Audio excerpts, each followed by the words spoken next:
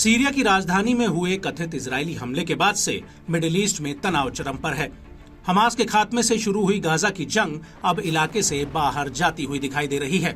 दरअसल सीरिया में ईरानी दूतावास पर कथित इजरायली हमले में 2 टॉप सैन्य कमांडरों की मौत से ईरान गुस्से में है।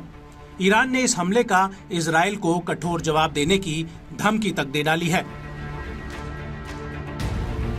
ईरान के विदेश मंत्रालय ने हमले में रेवोल्यूशनरी गार्ड के वरिष्ठ कमांडर मोहम्मद रजा जाहेदी की मौत की पुष्टि की थी। इसमें उनके सहयोगी कमांडर हाजी रहीमी भी मारे गए थे। ईरान ने इसके लिए इजरायल को जिम्मेदार ठहराते हुए अंजाम भुगतने की चेतावनी दी है। खास बात है कि हमले को लेकर इजरायल ने न तो हमले की जिम्मेदारी ली थी और न ही इसका खंडन किया था। इस बीच ईरान के सर्वोच्च नेता अयातुल्ला अली खामनेई ने ईद उल फितर के मौके पर अपने संबोधन में इजरायल को खूब खरी खोटी सुनाई। उन्होंने कहा कि इजरायल ने रमजान के पाक महीने के दौरान गाजा में उत्पात मचाकर बहुत बड़ी गलती की है। मासूम बेगुनाहों पर क्रूरता और अत्याचार कर इजरायल ने अपनी कब्र खुद खोद दी है। साथ ही उन्होंने सीरिया में ईरानी वाणिज्यिक दूतावास पर हमले के लिए जवाबी कार्रवाई का भी वादा किया। खामनेई ने कहा कि जब वे हमारे वाणिज्यिक दूतावास पर हमला करते हैं तो ऐसा लगता है कि जैसे उन्होंने हमारी धरती पर हमला किया है। दुर्भाग्य से इजरायल ने इस हमले पर गलती कर दी है और उसे दंडित किया जाना चाहिए और दंडित किया जाएगा। अपने भाषण के दौरान ईरानी सर्वोच्च नेता ने युद्ध में निरंतर समर्थन के लिए अमेरिका और ब्रिटेन के नेताओं को भी खूब लताड़ लगाई।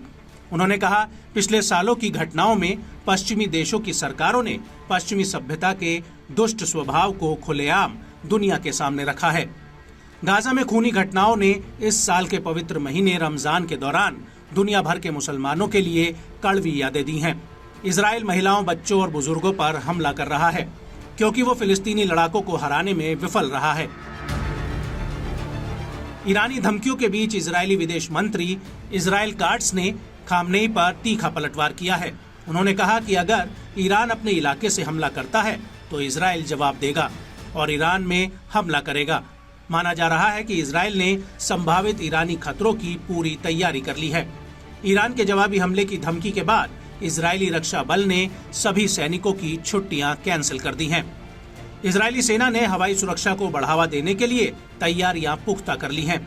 दावा है कि इजरायल में राजधानी समेत कई इलाकों में जीपीएस सेवाएं बाधित हो गई हैं। एक्सपर्ट्स की माने तो ऐसा गाइडेड मिसाइलों को रोकने की तैयारी के तहत किया जाता है। ऐसी आशंका जताई जा रही है कि ईरान बदले के लिए इजरायल के अंदर हमला कर सकता है।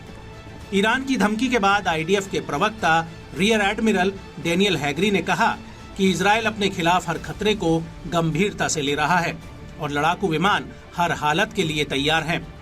हम हर समय खतरों को देख रहे हैं और कई मोर्चों पर उन्हें विफल कर रहे हैं। इजरायल ने एयर डिफेंस सिस्टम को मजबूत किया है। ऐसे में साफ है कि आने वाले वक्त में ईरान और इजरायल के रिश्ते बद से बदतर हो जाएंगे।